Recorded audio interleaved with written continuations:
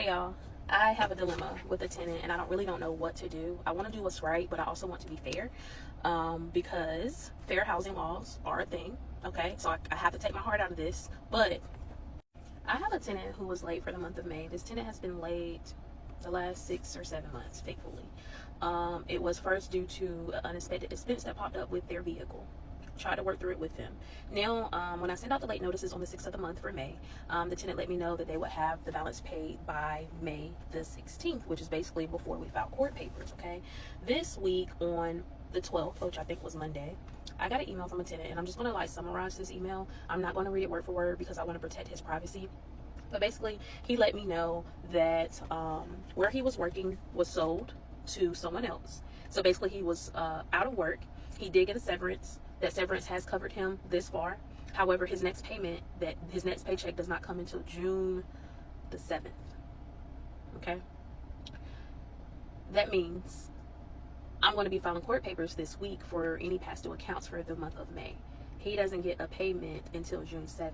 So he reached out trying to see what type of payment plan that I could work with him to avoid filing court papers, because when you file court papers, that's an extra $300.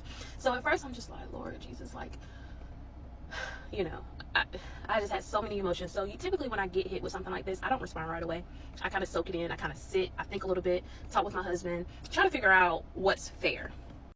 So this tenant is late faithfully. However, he always pays.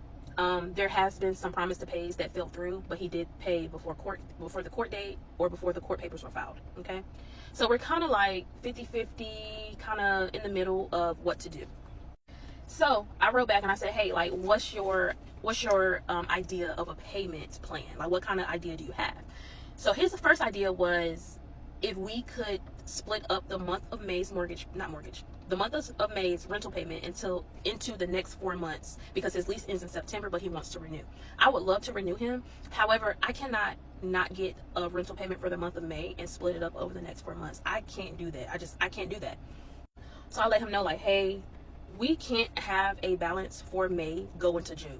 May needs to be paid by the end of May. May needs to be paid. We can't have May go into June, July, August, September. We can't do that. We're too late in the game. It's May 12th.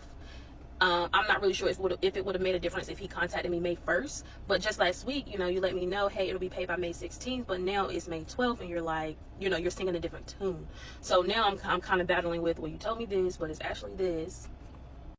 So I let him know we need to see half of what's due this week to avoid filing court papers tomorrow. We need to see something. We can't go into